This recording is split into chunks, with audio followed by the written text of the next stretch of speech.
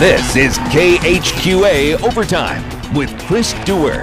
Brought to you by Conn Communications. This is KHQA. It's your news now.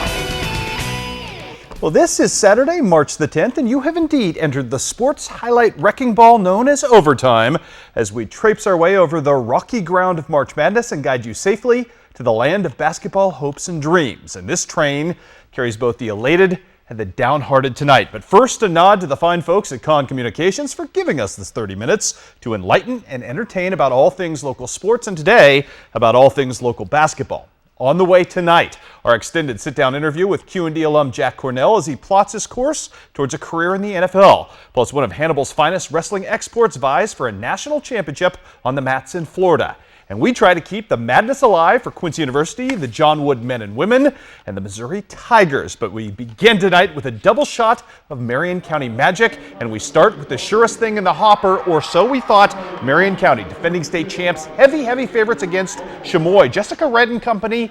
Well, take a look at this. Chamois' bench has just one player on it. 6 players on the team. You're thinking this should be easy doings for the Marion County Lady Mustangs, and early on, Randy Lee Plunkett would try to make that so. Great take for her and the three-point play early, and then it's RLP upping the RPMs right here with a fantastic steal, the larceny, and the layup at the other end. More to come right here as Jessica Red makes her presence felt, but Chamois would not go away in this first quarter, not by a long shot. Check out Paige Nolte right here, who was just nails from the top of the key tonight, knocks down the bucket, her team up by 1. This Kaylin Spratt 3 puts Marion County back up in the first quarter, but at the end of 1, Marion County could only muster a 1-point lead, and in fact, for the first time this season, Marion County was down at the half and down at this point in the third quarter, 27-21 on the Alyssa Bullock three-pointer. RLP trying her level best to keep her team in this game. Randy Lee Plunkett again with the steal. Oh, look at this, the felony and the finger roll at the other end for her. She had 27 points on the night. She was a one-woman gang. Tell you what, Marion County struggled offensively, I should say, against a very strange junk defense, but right here it's Jessica Red. She gets the bucket right there when her team needs it, tying this up. In the second half, it was give and take. More Jessica Red right here, the spin move, again, tying the ball game up. Tell you what, we had upset possibilities in this one. Rochelle Sharp, I should say, with a great take right here. Here's the ball game right here. 47-44, Chamois at the end of regulation. Randy Lee Plunkett, who says she doesn't usually shoot three-pointers, ties the game up and forces overtime, saves Marion County's season, saves their 59-game winning streak going in, and Rochelle Sharp was big tonight. She had a couple of huge buckets right there. As we showed you, Marion County got only 8 points tonight from Jessica Red, still managed to stymie and hold off a spirited effort from Chamois, and Marion County wins its 60th straight game tonight. Final count this one in overtime, 58-52. Up next for the Lady Mustangs as they continue their quest for a repeat.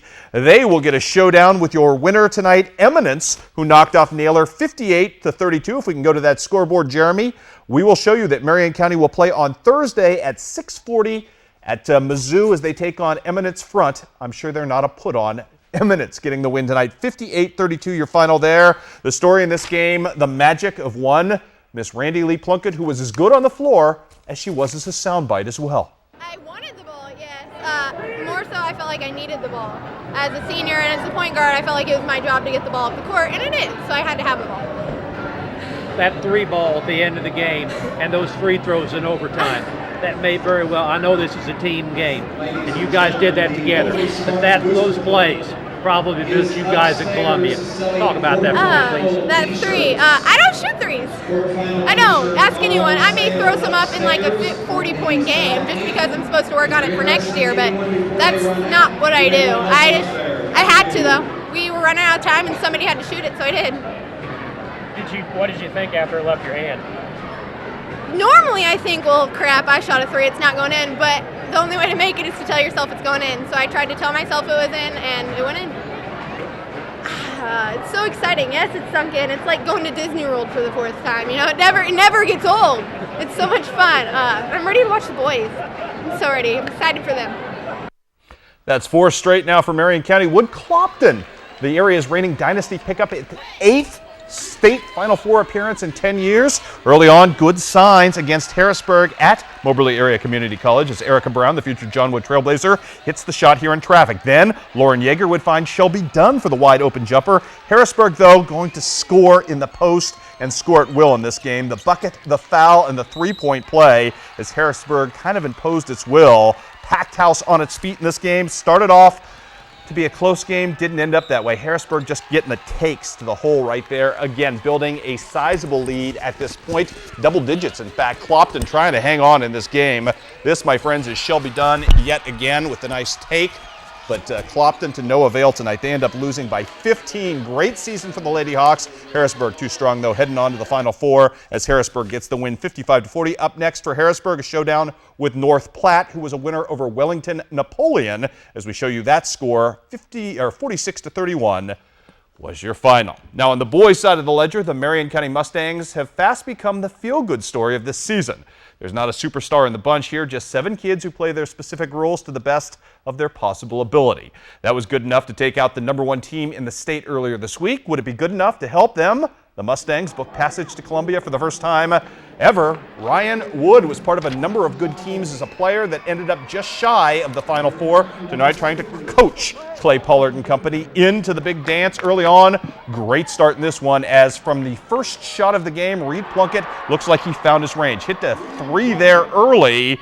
However, answers at the other end in this one from Glasgow. The Hornets looking to Dylan Young, who gets the roller and the shooter's bounce to go home for him. Then it's Blake Hackman doing work just from inside mid-range, knocking that ball down as well. Marion County, though, no quit in the first quarter. This is Kason Spratt coming free on the baseline and hitting the jumper. And then look at the two-man game here from Clay Pollard and J.J. Chatfield, who feeds Pollard back. But in answer at the end of the first quarter, look at this. Joel Monig would end up hitting the buzzer beater, giving, at this point, Glasgow a 1-point lead. Marion County led for much of the second half in this game. Heartbreak, though, down the stretch for the Mustangs as they end up losing a 1-point game. In fact, had a chance to try and win it with 3 seconds left, but Logan Krigbaum's three-point shot blocked in the process. Marion County's wonderful season comes to an end. Glasgow's headed off to state as they get the big victory. Up next for them, a showdown with 3-time defending state champion Scott County Central. Good luck with that. Glasgow, wish you well on that front. One other high school game to report today. Elsberry taking on a really good Lutheran North team led by this guy, Anthony Verdure, who came into this game averaging 23 points per game. Matt Losing and company, though, making their presence felt early in the low blocks. Verdure, though, as good as billed in this one. So, too, were his running mates at guard. Maybe the fastest team I've seen all year. The Crusaders with the early lead. Kenny Leslie off the bench trying to bring his team back. The fab freshman, the nice spin move, and the take off the glass. However, at the very end of the first quarter, it would be Lutheran North taking a 1-point lead right here on the buzzer beater. However, second quarter was a bit of a different ball game. Early on, Brennan Cheese Hurley knocking down the three-pointer here as Elsberry tries to get back into this game. Then look at Scott Krager coming free against Verdure. Look at this pretty move.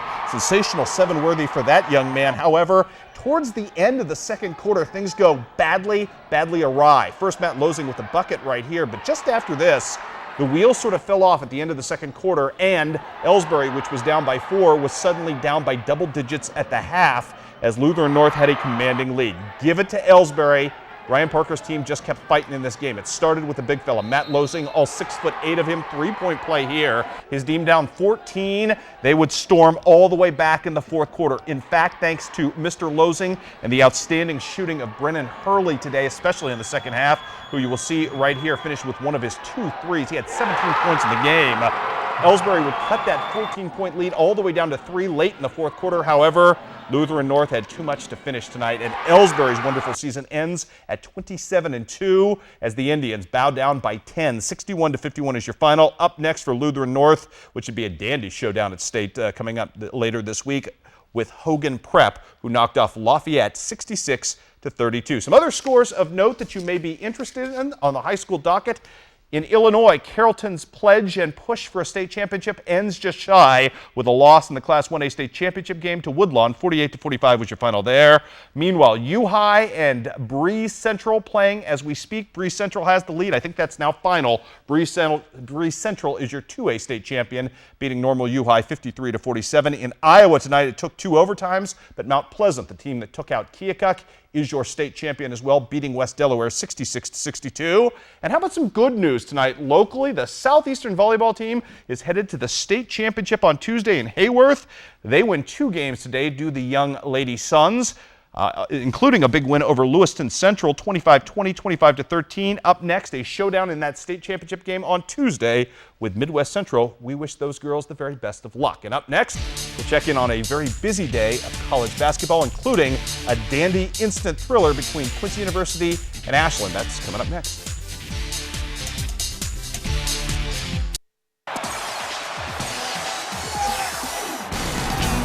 You're watching KHQA Overtime with Chris Dewar, brought to you by Conn Communications. And welcome back to Overtime, everybody. For Quincy University to reach the NCAA Division II Elite Eight next week, the Lady Hawks would have to pull off a major upset tonight in the most hostile of climates, beating top-seeded Ashland, number 2 in the country, on its home floor. That would be a tall order. Quincy University gave Ashland everything it could handle tonight, but fell just painfully short tonight by 2 points. 71-69 is your final. The Lady Hawks season is done. Cassidy Schumann, the pride of Clark County, in her final game with 20 points tonight. Great first year for Jenny Garber, just not quite enough to get over the hump tonight, but again, a great season for the Quincy University Lady Hawks. How about the John Wood women in the semifinals of the Region 24 tournament? The incentive, playing at home against Lewis and Clark. You know what? John Wood down by 5 at the half. Started the second half on a 6-0 run. Brittany Yost would fuel it. The pride of Sal Shelby with a great take there. Then it's Krista Allen right there cutting into the paint, flying free and doing the Michael Red thing for the nice bucket there. But Lewis and Clark would go on an absolute tear in the second half, jumping out by as many as 20 points. John Wood desperately trying to come back in this one. Dawn Marsh. Oh, look at the ball fake from her. Oh, that's good stuff right there. And then Krista Allen again gets inside, frees herself. I'm not sure that wasn't a travel, but you know what? We'll take it. A contested 2, a 2 nevertheless. How about some great passing right here from Brittany Yost, hooking up right here with Hannah Weir, who scores as well. Good stuff from John Wood, but that deficit they built in the second half was just too much to overcome, and Lewis and Clark ends their season. The Blazers finish at 18-14. Final count in this game was 81-72.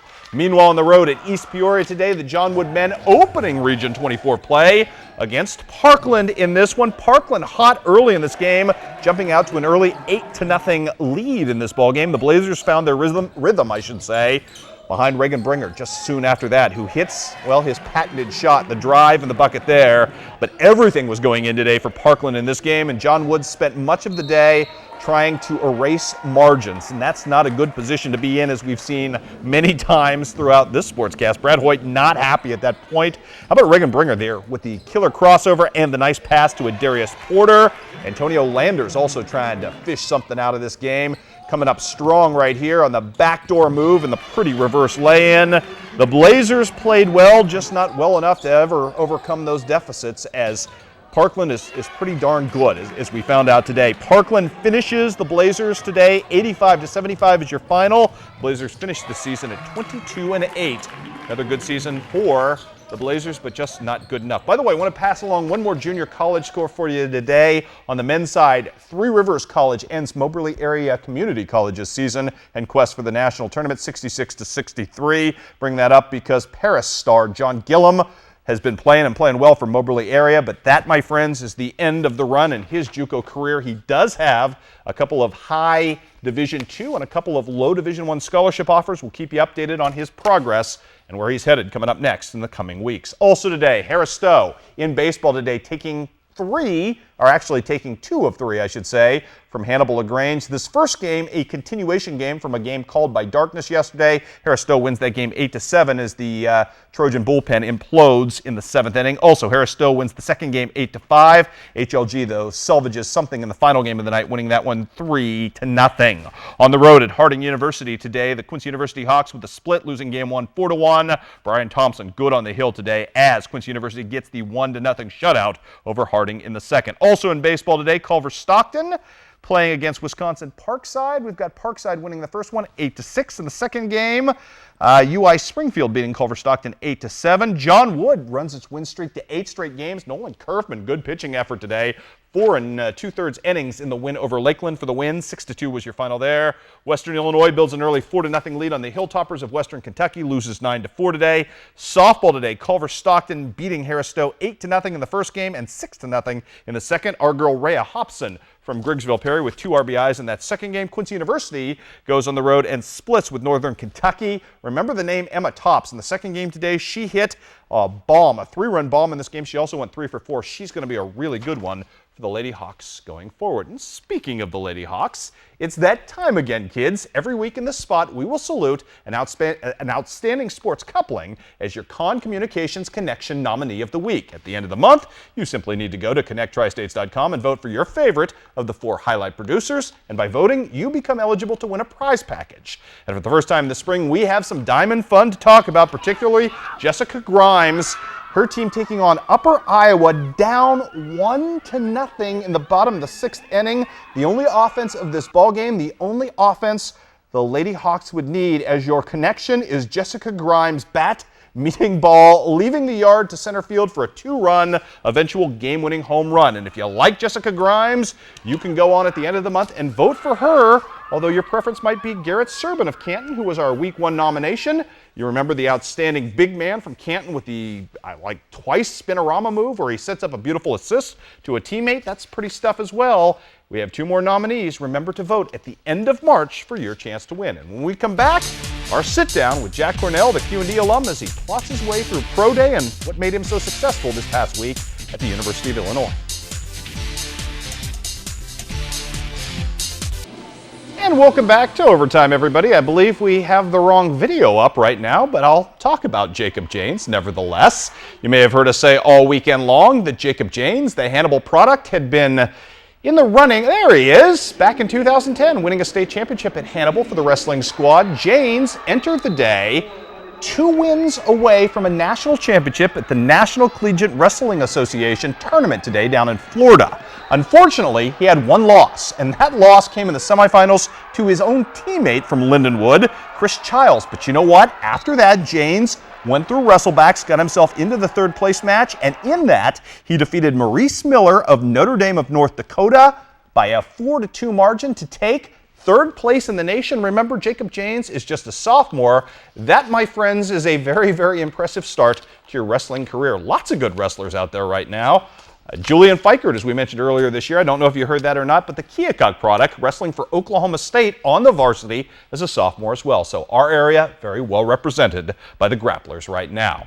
Now, as job additions go, Jack Cornell put together quite a showing for the NFL scouts at the University of Illinois' Pro Day on Tuesday. His 33 reps on the bench press would have rivaled all but 2 of the bigger name offensive line prospects who were invited to the NFL Combine. And his 5.140 time, rough estimate, was comparatively speedy against the field of draft hopefuls. As I figured it, top 15%.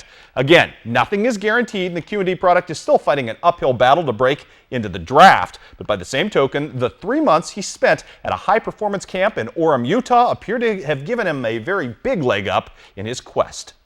Right when the bowl game got over, I headed out to Utah and started training. And I've utilized every second that I was out there, eating right, working out, recovering, taking all the necessary steps to perform today. You go to Orem, high altitude, a lot of intense training. Obviously that's paid off, hasn't it? No question. I felt like my cardio was pretty good today. Near the end of those position drills, they were trying to beat us down and see what our technique was like when we're tired. But, overall I felt pretty good about it. I thought I came out today and, I could have done better, but, overall I'm pretty pleased with it. 33 reps on the bench press, you pleased with that, obviously? Yeah, I know I could do a lot more than that, but I'll take it. It's better than a lot of guys did at the Combine. A lot of my numbers that I ran out here were better than a lot of guys at the Combine. I just wanted to prove that, I can hang with the best of them. I'm not a big name guy right now, but hopefully I turn some heads. Everybody fears the cone drill. Was that the thing that going into this was maybe the source of the most trepidation going into the day? Yeah, obviously redirection is something that big guys have a lot of problem with, but, like I said, I've been training the last 10 weeks for that drill specifically and doing all the little things, fine-tuning the technique so it came out and get good times. This dream is so close, and it seems like a guy from Quincy to be able to realize this.